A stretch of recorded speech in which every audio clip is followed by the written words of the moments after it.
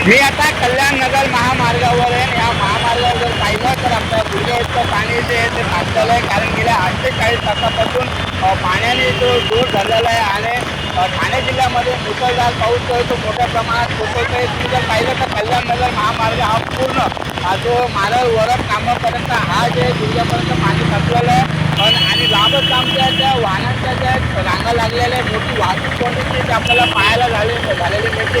नेमकं हे पाणी कशामुळे साचले आणि का साचले यावर बोलण्यासाठी माझ्यासोबत माळेगावचे ग्रामपंचायत सदस्य चौधरी आहे, त्यांच्याशी आपण बोलणार आहोत. काय सांगाल मामा, हे पाणी जे साचलेलं काय पाणी साचण्याचा मुद्दा असा आहे की गेल्या मारळ गावातलं संपूर्ण पाणी जवळ सूर्यानगर पासून येणारं पाणी मुरबाड रोडवरून जातो उल्हास नदीला आणि मारळ पाड्याचं सुद्धा पाणी एका रोडवरून निघतो. 2015-20च्या दरम्यान मध्ये हा मारळचा रोड झाला. मग त्यावेळेला राष्ट्रीय महामार्गाच्या याच्यामधून कृत्रिम नाले होणं गरजेचं होतं.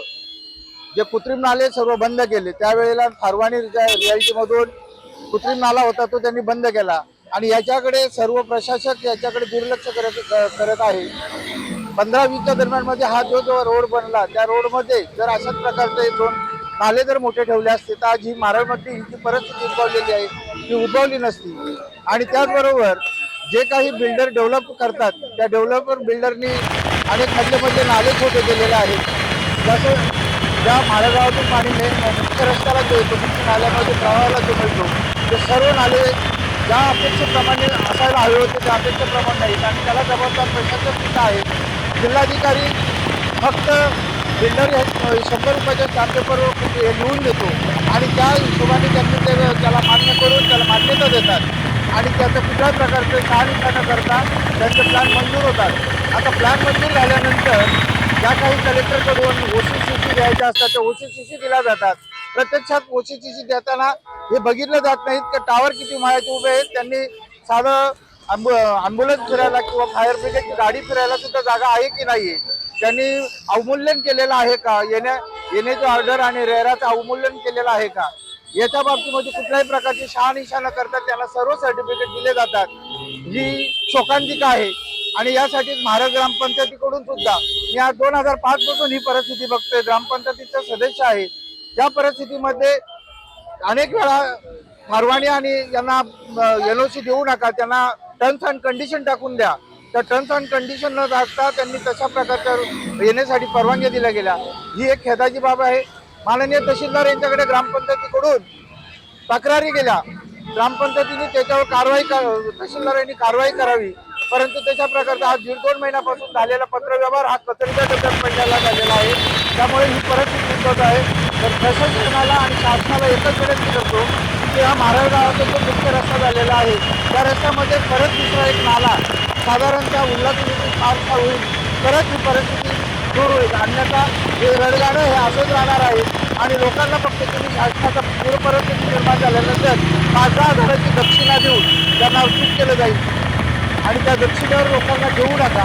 5,000च्या पेक्षा त्यांचं जीवन हे महत्त्वाचं आहे, त्याचं कुटुंब महत्त्वाचं आहे, ते सांभाळणं गरजेचं आहे. त्या अनुषंगाने त्यांनी ते 5,000-10,000ची दक्षिणा बंद करून महाराष्ट्राच्या मुख्य रस्त्यामध्ये दुसरा एक पर्यायी नाला मोठा नाला ठेवून उल्हास नदीमध्ये कसा पाणी जाईल याची दक्षता घ्यावी, एवढंच मी आज म्हणू शकेल आणि शासनाने याची दखल घ्यावी. या होते ग्रामपंचायत सदस्य यांनी सांगितलंय की कृत्रिम नाला नाही आणि या इथं नाला नसल्या कारणामुळे ह्या महामार्गावर पाणी साचते. आपल्यासोबत अजून ग्रामपंचायत आपले महाराष्ट्राचे रहिवासी आहेत, त्यांच्या देखील आपण प्रतिक्रिया जाणून घेऊ. काय सांगाल आपण? या महाराष्ट्राच्या नाल्याच्या बद्दल सांगायचं जर झालं, हे आपण मान्य करू की आज 24 तासापासून मुसळधार पाऊस चालू आहे. याला कोणी म्हणजे मान्य करू शकत नाही. परंतु जे आता साहेबांना जे सांगितलं त्याबद्दल मला थोडंसं याच्याबद्दल बोलून सांगायचं की माळगावमध्ये जे अनलिगल बांधकामाचं जे सत्र चालू आहे, म्हणजे नाल्यावर बिल्डिंगी बांधणे, 10-10 फुटाचे नाले 2-2 फुटावर करणे, ज्या टायमाला आवश्यकता असते ग्रामपंचायतनं ऍक्शन घेणे, ती आवश्यकता त्या टायमाला न दाखवता हे झाल्याच्या नंतर पत्रव्यवहार करणे किंवा म्हणजे सगळं होऊन जाऊ द्यायच्या नंतर पत्रव्यवहार करायचे. अनेक नागरिकांच्या ज्या गाड्या पण बंद पडलेल्या आपल्यापर्यंत पाणी साचलेलं काय परिस्थिती? भरपूर खराब परिस्थिती आहे. कृपया करून घराच्या बाहेर निघू नका आणि इतकं पाणी भरलेलं आहे. इथले ग्रामपंचायत असो किंवा आमदार असो किंवा खासदार असो, यांचं काही लक्ष नाहीये इथे. खासदार साहेब फक्त नावासाठी आहे, आमदार साहेब फक्त नावासाठी आहेत, इथले सगळे ग्रामपंचायत सदस्य फक्त नावासाठी आहेत. कृपया करून हे बघा, गाड्या आमच्या खराब झाल्यात. आता यांची भरपाई कोण करणार? कोणच नाही ना. फक्त नावासाठी इथे उभे राहू नका, इथे कार्य करा. आणि हे बघा, हे एवढं जे पाणी भरलंय ना, इथे लोकांना त्रास होतोय, याच्यावरती काहीतरी तुम्ही लोक ना काहीतरी म्हणजे मार्ग काढा ना. हा, फुकट लोकांना त्रास द्यायचा घेतलाय इथे.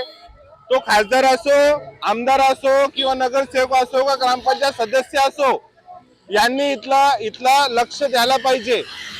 हा, इथे लोकांच्या गाड्या खराब होत आहेत आणि इथे लोकांना त्रास होतोय. हा त्रास आम्ही सहन करतोय. या इथं जे आहे नागरिकांच्या ज्या आहे संतप्त प्रतिक्रिया आपल्याला पाहायला मिळतोय. हा पूर्ण महामार्ग जो आहे तो पाण्याखाली गेलेला आहे. इथं अनेक नागरिकांच्या ज्या गाड्या ज्या आहेत तो बंद पडलेल्या आपण पाहू शकता की ज्या गाड्या काढताना जे आहे वाहन धारकांना जे आहे ती टायरची कसरत जी आहे ती करावं लागत आहे. आपण पाहू शकता पुढे लांबच आमची रांग लागलेली आहे गाड्यांची. अनेक कारण कमीत कमी गुडघ्या इतकं पाणी आहे. याचं मुख्य कारण असं की ह्या महामार्गावर जे नाले व्हायला पाहिजे ते नाले इथं आहे नाही, कृत्रिम नाला इथं आहे नाही, आउटलेट इथं आहे नाही. त्यामुळं आपण पाहू शकता की हे बघा एक कुठून आपण यांच्याकडून जाऊन काय से आप आ रहे हैं उल्लासनगर से, कहाँ तक पानी भरा है, कहाँ से आपकी गाड़ी बंद हुई? सर अभी यहाँ पे वहाँ से गाड़ी बंद हो रहा था तो यहाँ पे पूरा गाड़ी पूरा बंद हो गया. सिलेंडर की तकलीफ है, सिलेंडर घोटों में मिल रहा नहीं है. तो ये सिलेंडर की वजह से और कुछ घर के लिए प्रॉब्लम है. तो बाहर अपना सिलेंडर वाले ने हड़ताल रखा है, उसके सब प्रॉब्लम हो रहा है और कुछ बात नहीं है. उपमुख्यमंत्री यांचे मुलगे चिरंजीव श्रीकांत शिंदे यांची एरिया आहे. इथले ते खासदार आहेत. यांनी इथे लक्ष देण्यात यावे. आणि आमदार कुमार ऐलानी यांना पण नम्र विनंती आहे की आमच्या नागरिकांना इथे काय सोयीसुविधा तुम्ही देण्यात यावे. फक्त नावासाठी तुम्ही पद घेऊ नका. आम्ही तुम्हाला निवडून दिलेलं आहे, तर तुम्ही इथली सर्व जी परिस्थिती आहे ती बघून ती त्यांना तुम्ही समक्ष लावण्यात यावे. या होत्या आपल्या इतर अजून आपण पाहू शकतो पाठीमागं किती लांब लांब रांगा आहे. बघा ते नागरिकांना किती त्या कार्याची कसरत करावी लागते, कारण पाणी जे आहे ते मोठ्या प्रमाणात इथं भरलेलं आहे.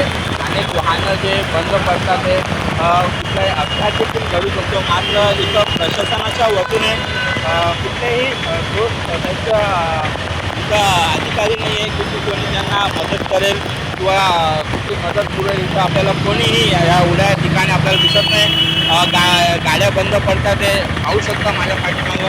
अशा अनेक जे समस्या ज्या आहेत त्या या कल्याणनगर महामार्गावरती नागरिकांनी प्रतिक्रिया देताना खासदार असेल, आमदार असेल, उपमुख्यमंत्री असेल, हा त्यांच्यावरती अनेक प्रतिक्रिया ज्या आहेत ते देताना मिळतात. आता पाहू शकता ही मोठी एक 4 व्हीलर गाडी आहे, ती देखील बंद पडलेली, त्याला धक्का देण्याचं काम सुरू आहे. अशी तारेची कसरत जी आहे ते इथं नागरिकांना करावी लागते.